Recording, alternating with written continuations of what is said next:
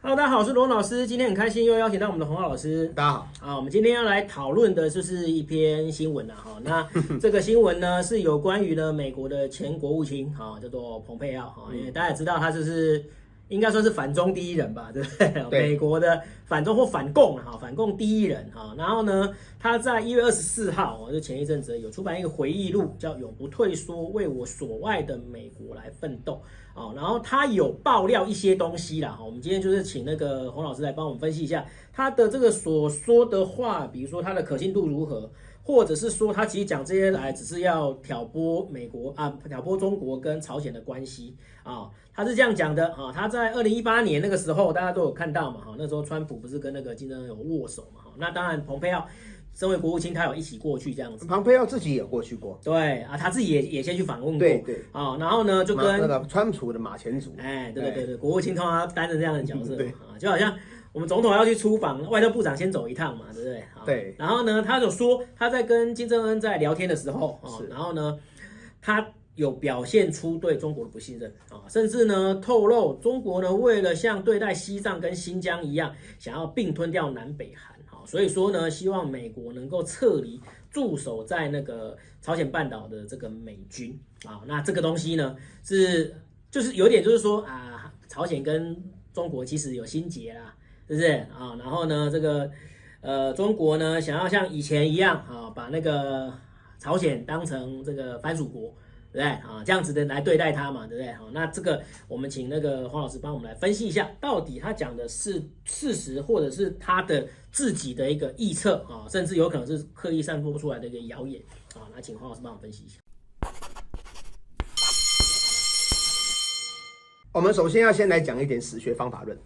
那以史学方法论来说的话呢，今天这个东西呢是蓬佩奥本身呢他说的，他说我们金正恩这个元帅，他呢，他是认为美军应该要继续的进驻在这个叫做朝鲜半岛。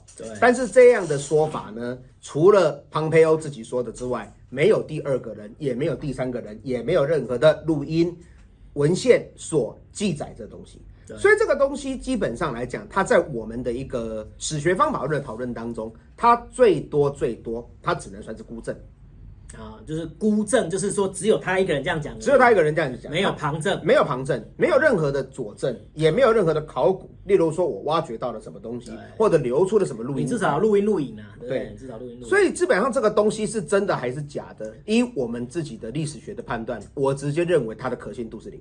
对因为就是说，就是金正恩希望美军驻守在南韩，他希望美军驻守在南韩。这个是有点令人是不是很难相信的？如果是金正恩，他应该要这样子说，最好朝鲜半岛只有朝鲜人，什么国家都不要跟待在这里，这个才是一个正统最正统的说法，就是让那个朝鲜、韩国他们自己去解决他们自己的问题。对，因为今天不论是北朝鲜或南朝鲜，没有任何一个今天即便是南朝鲜的总统，你问南朝鲜的总统，你希不希望美军永远进驻在这个地方？那南朝鲜，你就不要去问说不要定了总统，你就问南朝鲜的一般的人就好，他会觉得这个东西叫做什么呢？军事占领。这个东西其实形同就是一种另类的军事占领，或者是殖民的这种干涉，这种干涉。那其实我相信朝鲜人也不是，我相信南朝鲜的人不是北朝鲜哦，我相信南朝鲜的人也有一部分的人会认为这是不正常的情况。为什么我这个国家要由外国来驻军？为什么我的国防不能我来处理？那如果这句话是从金正恩的口中说出来，那完全是太不可思议了。如果说从一个领导者、领袖的角度来看，我个人认为这个可能性是相当的低。暂且不说孤证不孤证的问题，从一个领导者的观点来讲，怎么可能会有一个领袖会希望自己的国家会有其他非自己国家的驻军在这儿？而且还是跟自己是敌对方。好，那即便不是敌对方，我就再举个例子讲好了。那请问今天的朝鲜，老师，我们先讲一下这个历史的部分好，就是美军为什么会进驻在那个南韩就是所谓的南朝鲜，为什么美军会驻驻在这里？好，我这么说，其实呢，我们都知道说，在1950年呢，好，朝鲜这边打了一场战争，叫做祖国解放战争。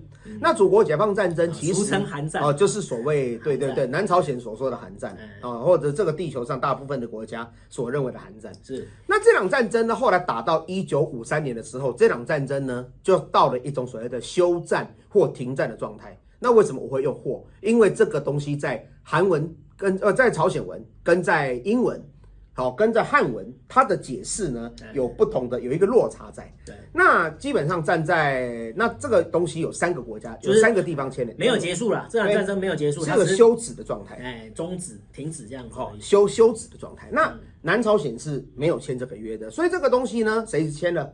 好，这个有意思的地方是，它其实签约的对象还不是人，它不是国家，它签约的是军，朝鲜人民军。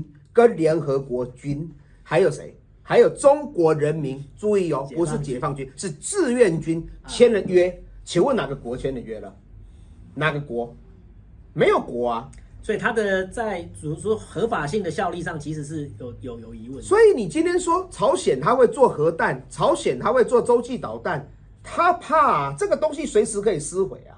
对，这个东西他连个正式的合约他都不算，而且就是他是军跟军签的，他不是国跟国签的，军队签的。我要耍赖，我可以耍赖，这个耍赖的。而且南朝鲜他没有签，南朝鲜没有签，他还不承认。你知道南朝鲜为什么没有签吗？他本来是想说依靠堂堂的美军直接横扫，把事情直接给了了。对，这是李承晚的想法。对，其实双边都是想要统一啦，这个就是当时他不签的原因。好，那来了。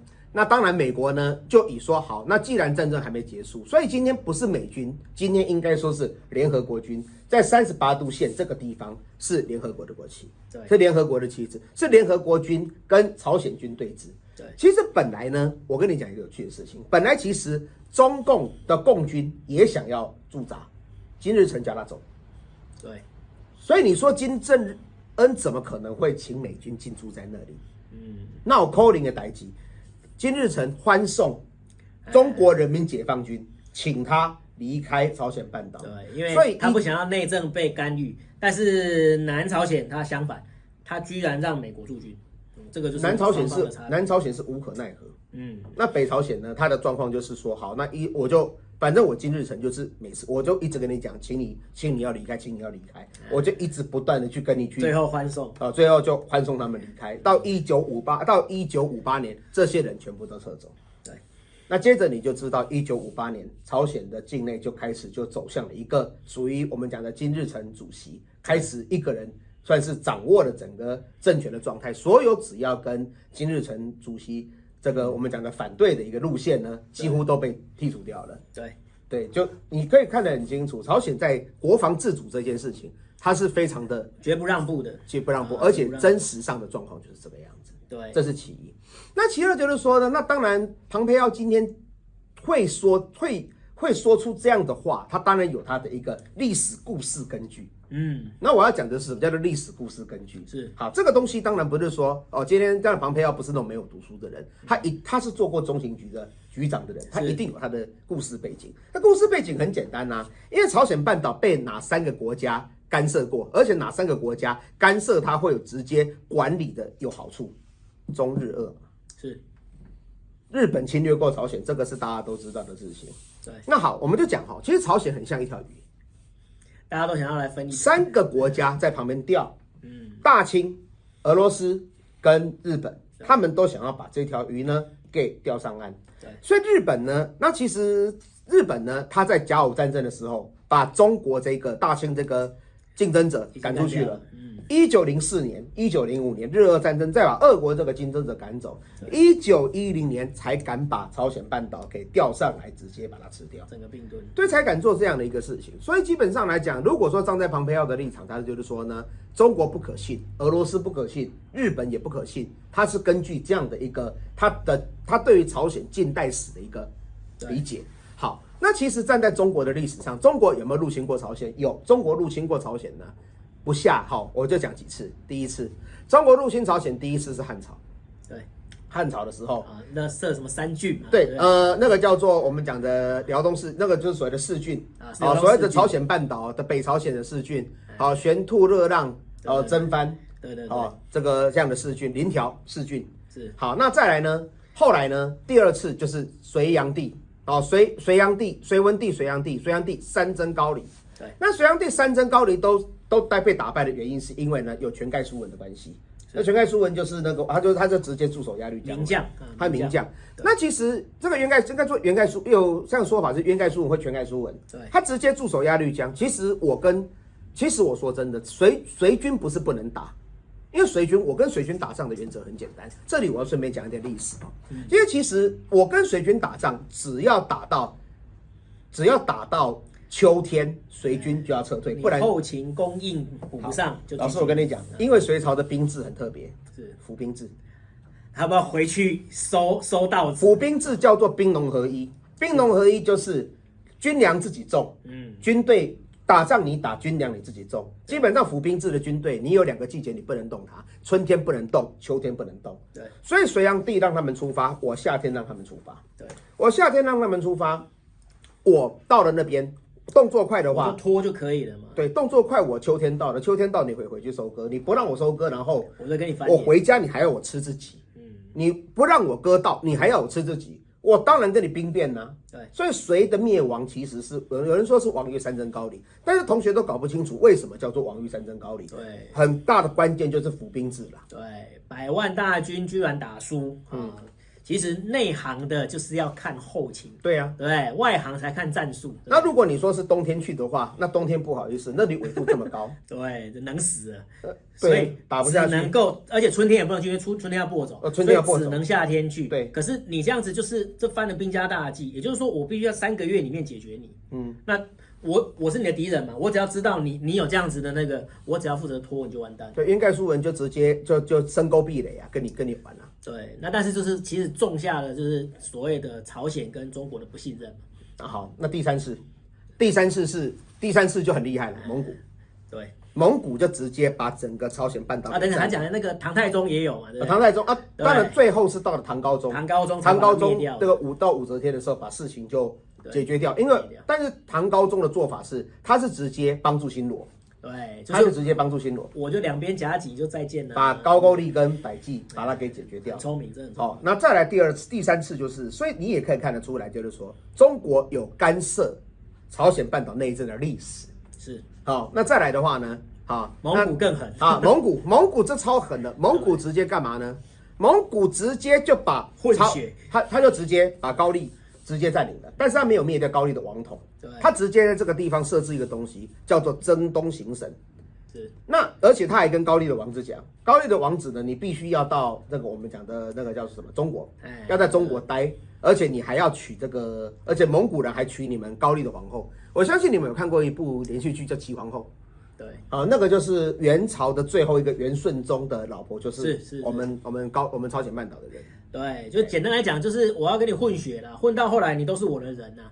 那我当然我不愿意，就是直接把你那个灭掉嘛，对。但是之后一直混到最后，我们都是一家人。好，那还有一次，那其实说真的呢，到了明朝的时候，明朝其实对朝鲜半岛是非常好的。因为朱元璋直接把明朝视为叫做不争之国，不争之国有10几个，这10几个是我绝对不会打的国家。对，所以其实明跟李氏，你跟李氏，我说的是李氏朝鲜，明跟李氏的关系其实是相当的友好，算是友好，甚至说真的，甚至到了最后呢，清在跟明在进行决战的时候呢，那个时候那个李氏还想说，我要帮我的宗主国的忙。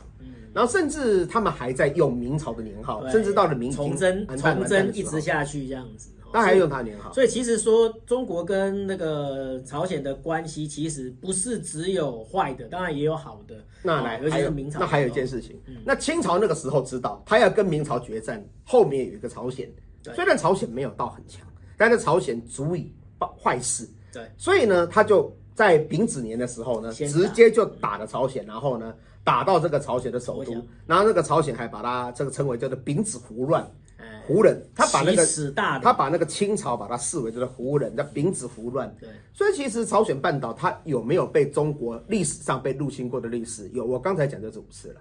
对，所以说庞培欧他本身的一个故事，他其实有引用到这个历史，他引用到这个历史。对，那但是这个东西并不能够就说这句话是庞培欧说的，我应该说这不能够说证实说金正恩跟庞培欧说过这句话。你不能够说哦，因为有这样的故事背景，所以这件事情有被拿来重提，没有，这是两件事情。我刚才讲的是历史，我刚才讲的事情跟庞培欧无关。对啊，因为这里有讲到一句，就是我就觉得有点扯的话了。他说，这个庞培欧去就是要说服金正恩放弃核武嘛，对不对？好，那如果你愿意放弃核武，由美国来保证你的安全啊，因为你不放弃，你要核武就是为了安全。那我叫你放弃核武，然后我保证你安全。我直接跟你讲，首先第一个，这个就是在骗你的哈，这是我们先讲啊。然后呢，可是金正恩这时候回什么话呢？他说，若要保护自己免受中国共产党的威胁跟伤害，则需要美军驻守在南海。也就是说，他反而希望美军在南海。我跟你讲哈，美国保证美国保证的核武美国保证没有核武就能够安全。我跟你讲，第一个国家，第一个有核武直接被拔掉核武，现在正在被俄罗斯痛揍的那个国家叫做乌克兰。乌克兰就没有核武啊，乌克兰真的听了世界各国的话，把核武给卸啦。结果乌克兰，那你不是说要保护我的安全吗？来，你不要保护我的安全吗？你来呀，对不对？来，第二个，来格达费，格达费死了，对不对？利比亚的，来再来，很多啦。很多这种都说都就是你只要愿意放弃，我就保护你，放心好了，只要靠我，有我在，都安全。庞培欧这个东西，这句话我跟你讲，我直接合理的告诉你，来骗你的这骗你的。而且再来讲一件事情，基本上来讲，今天朝鲜它是一个民族，朝鲜民族。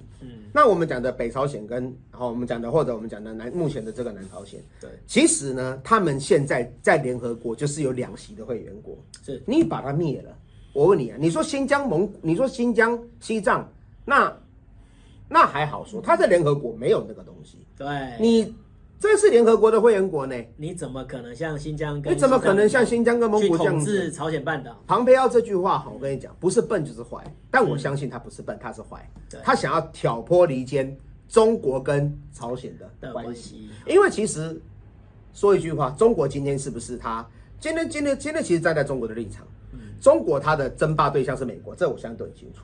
如果今天真的被单一政权所控制，它一定就是所谓的萨德这些东西全部推到鸭绿江边。我觉得中国现在它38度，我觉得它已经够吐血了。你做到鸭绿江边，它可以吗？它就更俩公了。对，而且说实在的啦，因为我们之前的节目也在讲，美国正在下一盘大棋。对啊，这是什么大棋呢？就是彻底孤立中国。对啊，对不对？那怎样才可以彻底孤立中国呢？首先，第一个，俄罗斯把它困在乌克兰。对啊，你看，当初你不是保证人家吗？对不对？结果他说有啊，我都有提供免费的武器给你啊。对啊，对啊，不是你当时是说我如果被侵略，你要派军队来帮我，北约要进来，不是这样子吗？是不是？好，那算了。乌克兰有核武的说，对，然后放弃了，然后美国要保证嘛，好，算了。但是这个就是第一个，就是先把俄罗斯抽掉嘛，对，先把俄罗斯抽掉。所以说美中争霸的时候，那个中国唯一能够找的就是只有北韩，就是我们朝鲜对，然后庞培奥再讲这个东西，再拔掉朝鲜。拿不掉了，中国就真的是孤立无援。中国跟朝鲜还有伊朗，但是伊朗怎么去救中国？因为一定是在东亚打起来啊，那伊朗怎么可能去救呢？所以是不可能的事情。所以他真正能够在东亚的盟友就是俄罗斯跟朝鲜这2个而已。那首先第一个，俄罗斯已经深陷泥淖了，再来就是北韩，就是朝鲜，如果再被这个美国给糊弄那接下来就是。就等一下来讲，就是欧美日3个去打中国嘛，对不对？那这个就是他的下了一盘大棋啊！所以说我不是说这个庞培奥讲的一定是说谎，或是说这一定是怎么样？他其心可疑，他有他的目的了。对，他在下一盘棋就是他要拔掉中国的盟友了那当然，各位网友们，你也可以有自己的解释啦那当然，庞培奥他自己在回忆录讲的这些话。是他讲的没有错，但是他没有旁证。对今天你如果真的可以拿出那种他在跟金正恩讲话的录音带，那你如果拿出来的话，我们先撇掉那个伪造的可能性。对那这个东西可以当做证据吗？没有，就是他自己一个人讲嘛。他一个人讲的。对，那这个的可信度就会低了而且再来就是我说实在的，金正恩要讲出他希望美国驻军在南海，这个常理上来讲不可能，不太可能哈。不，如果能这样子，他不要做核弹了。对，他不要去做弹道飞弹，他不要讲先军主义了嘛。给美国驻军的国家，每个国家经济都嘛很好。你自己看日本，你自己看人家南朝鲜，还有你看一下我们在1970年代的台湾，对，那个时候我们只要请这个保镖，就美军来，然后他就是大量消费啊，大量的，然后还有一些美元都会进来，那武器都他在弄的啊，对，专心去搞经济就好了，没错。所以说这个大家有各自的判断哈，但是呢，我们的判断就是说，这是一个挑拨离间之计啊，对挑拨离间之计。那当然，如果对方愿意相信，那当然最好。但目前为止来看，非常非常明显的就是不相信，这是一个很低劣的我们讲的计谋。反间计，很低劣的反间计。好，那我们这个就是我们的解释。那不知道各位网友你们的解释如何呢？可以在下面留言告诉我们啊。那你也可以告诉我们你的这个观察跟看法，我们都欢迎大家来讨论啊。那今天呢，非常感谢汪老师来到我们的节目啊，分析一下为什么这个南海会有美军的驻军，然后呢，韩战的影响是什么？然后呢，现在的这个全球的局势，尤其是在这个东北亚这个局势到底是怎样啊？感谢洪老师，我们下次见，拜拜，拜拜。告诉大家一个好消息，罗文好公民频道已经开启加入会员功能咯，只要加入会员，就可以看到更多的会员专属影片。那如何加入呢？只要点击影片下方订阅按钮旁边的加入会员功能，就可以看到许多的专属会员的功能介绍哦。制作影片非常不容易，需要大家多多支持，谢谢大家。